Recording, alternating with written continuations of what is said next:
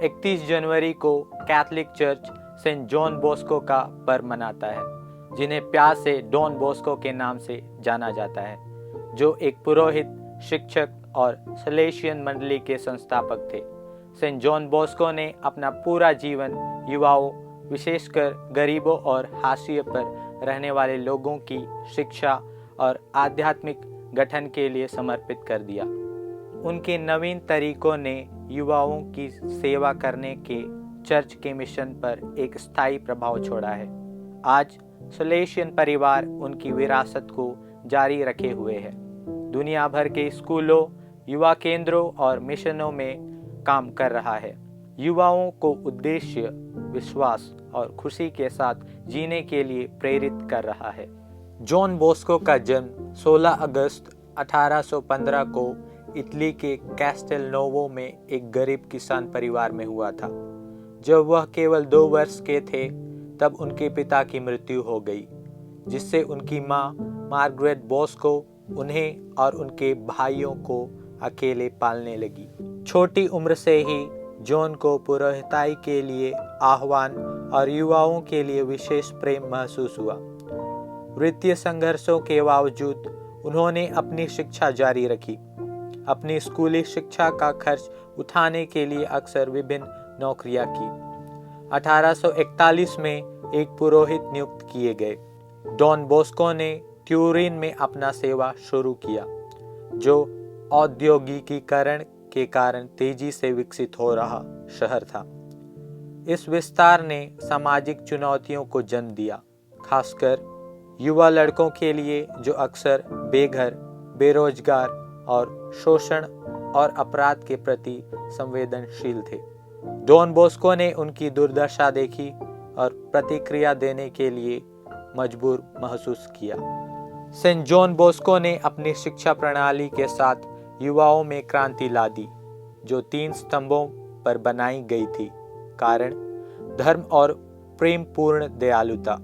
व्यवहार को सही करने के लिए सजा का उपयोग करने के बजाय डॉन बॉस्को युवाओं को धैर्य, समझ और प्रोत्साहन के साथ मार्गदर्शन करने में विश्वास करते थे।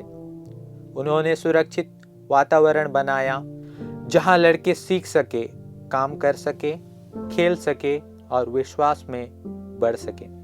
उन्होंने बोर्डिंग हाउस का आयोजन किया, ऐसे स्थान जहां युवा प्रार्थना, शिक्षा और मनोरंजन के लिए एकत्र हो सकते थे।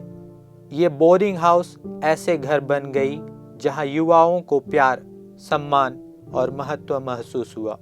डॉन बॉस्को ने उन्हें व्यवहारिक कौशल सिखाया, अकादमिक शिक्षा प्रदान की और उनमें मजबूत ईसाई मूल्यों को स्थापित किया। उनका दृष्टिकोण समग्र था, जो आध्यात्मिक और भौतिक दोनों जरूरतों को संबोधित करता था। जीवन के लिए तैयार पूर्ण व्यक्तियों को आकार देता था। उनके प्रसिद्ध शब्द युवाओं के लिए उनके दिल पर कब्जा कर लेते थे। युवाओं से प्यार करना ही काफी नहीं है, उन्हें पता होना चाहिए कि उनसे प्यार किया जाता है।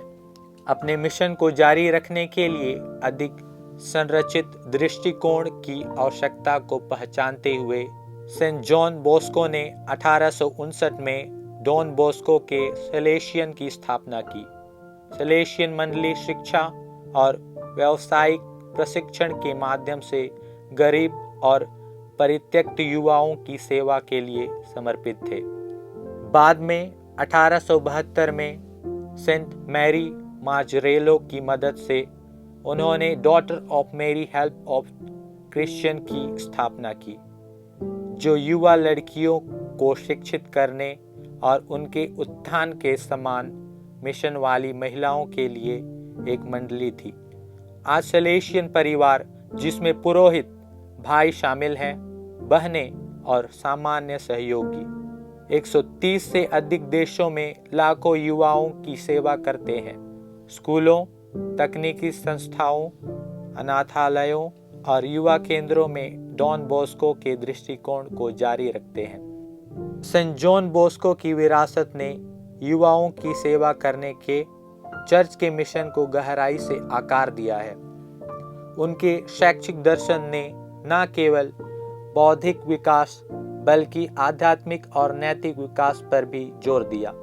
उनका काम सामाजिक मुद्दों को संबोधित करने, विशेष रूप से कठिनाई के समय में युवाओं को आशा और मार्गदर्शन प्रदान करने में चर्च की भूमिका का प्रकाश डालता है। सलेशियन भलाई के लिए एक वैश्विक ताकत बने हुए हैं। युवा शिक्षा, व्यावसायिक प्रशिक्षण और जोखिम वाले लोगों की सुरक्षा की वकालत कर रहे हैं। बच्चे डॉन बोस्को की संगति और सलाह का मॉडल दुनिया भर के शिक्षकों और देहाती कार्यकर्ताओं के लिए एक मार्गदर्शन बना हुआ है। पोप जॉन पॉल द्वितीय ने सेंट जॉन बोस्को को युवाओं का पिता और शिक्षक कहा, यह स्वीकार करते हुए कि कैसे उनका जीवन और कार्य युवाओं के पोषण के लिए चर्च के मिशन को दर्शाता है। आज हम 31 जनवरी को सेंट जॉन बोस्को का पर्व मनाते हैं, तो हमें जीवन को बदलने के लिए प्रेम, शिक्षा और विश्वास की शक्ति की याद आती है।